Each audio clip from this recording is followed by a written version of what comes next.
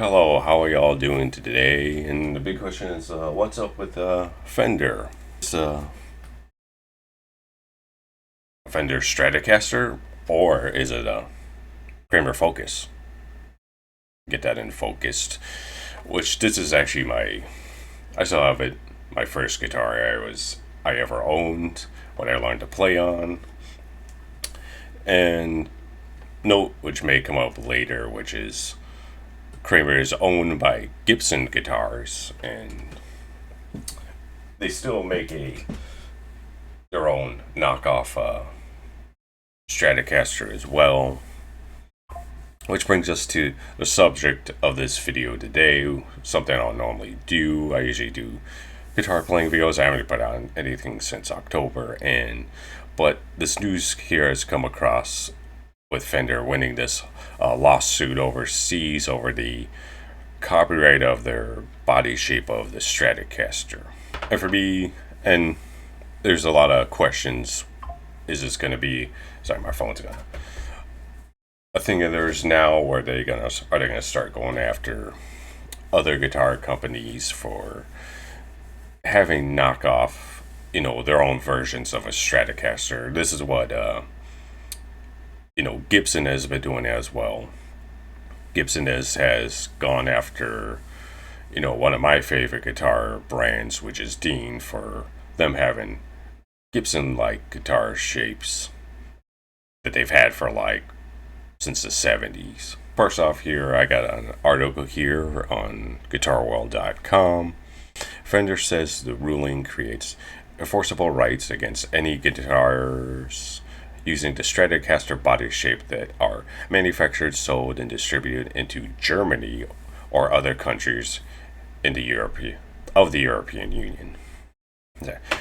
Fender has secured what is called a significant legal victory against Chinese guitar manufacturer, announcing a ruling that it says will establish broader legal protections for Fender iconic Stratocaster.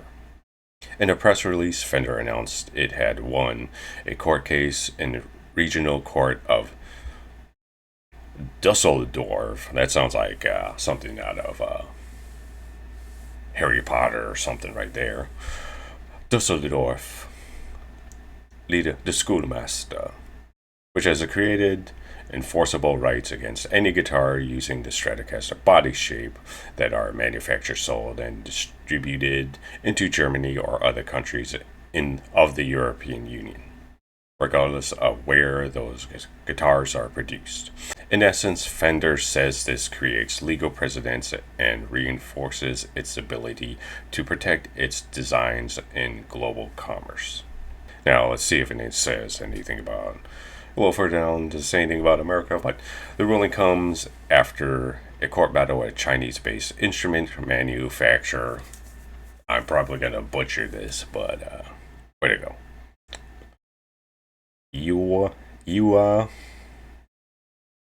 Philharmonic. Sure. UA Philharmonic Musical Instrument Company, which was found to be unlawfully reproducing the Stratocaster body design. The company was on global online retail platform AliExpress, that's like a Chinese version of Amazon, and shipped its products into Germany. The Dusseldorf court deemed that the Stratocaster design qualified as a copyright work of applied art under German and European law, thus prohibiting UA Philharmonic Music Instrument Company from manufacturing, offering, or distributing guitars featuring the Stratocaster body shape in Germany and in the EU. Any further violations may result in fines up to 250,000 euros per infringement of up to 6 months imprisonment, and fines cannot be enforced. Fines cannot be enforced, subject to statutory limits. Fender says this case does not hope to restrict innovation or healthy competition within the guitar industry. I guess we'll see about that, but rather representing targeted enforcement against clear cases of infringement. The Stratocaster guitar is one of the most recognizable instruments designs and the history of music, comments Edward Bud Cole, CEO of Fender Music Instruments and Instruments Corporation.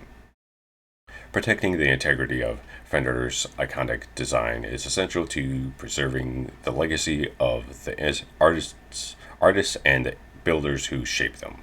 This decision reinforces the value of originality and ensures that the authenticity players associated with Fender continues for generations to come. So now there's a lot of speculation that Fender will continue to go after guitar companies that copy their body style, same as what Gibson has been doing for, I guess, years now in more recent history.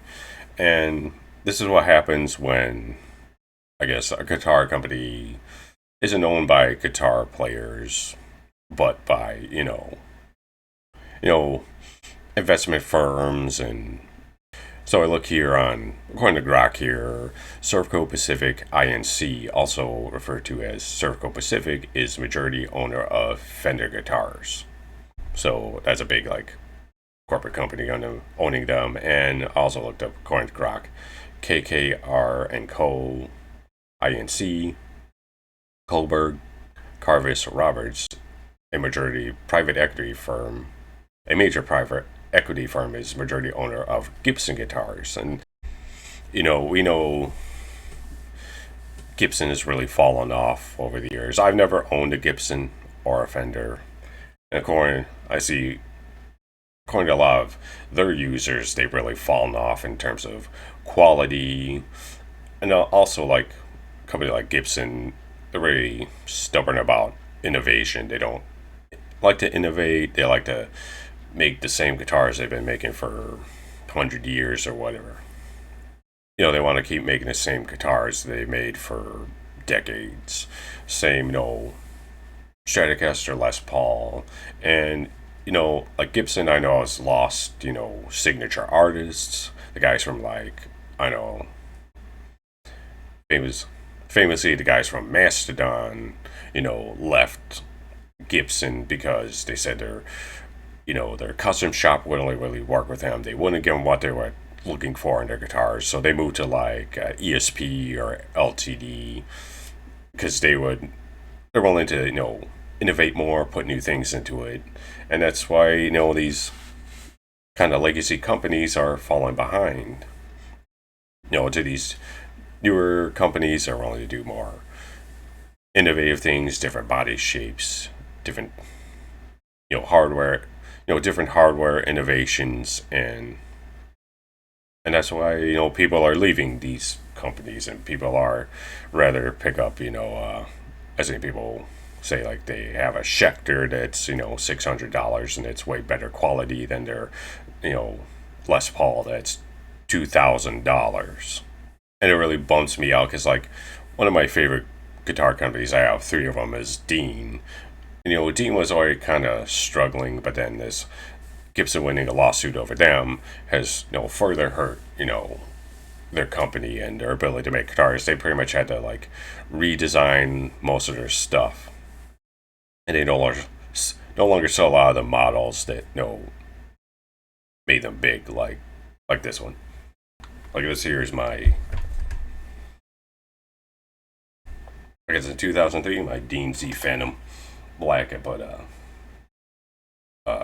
metal zone pickups in it and all this guitar, but of course this body shape can't be, Dean can't make anymore. Get that in the camera there, because Gibson now says that they have the copyright on this. So I love this guitar too. It plays really great, and it's going to be interesting to see where this goes, especially it's going to get pretty hairy if this goes further and it spans into America. Like I said before, I got the Kramer Focus, and if I go to their website here, Kramer, which is owner of Gibson, first thing right here, Born to Outrun. Here's a Stratocaster knockoff, and here's a bunch of them from Kramer, owned by Gibson. That's going to get ugly. You got Gibson, suing companies like Dean and ESP for having Les Paul like models, and then here they are. They own a company that is making Telecaster knockoffs. Are they going to get sued by Fender too for having Telecaster knockoffs? And if Fender owns any other companies that make Les Paul knockoffs, are they going to sue them?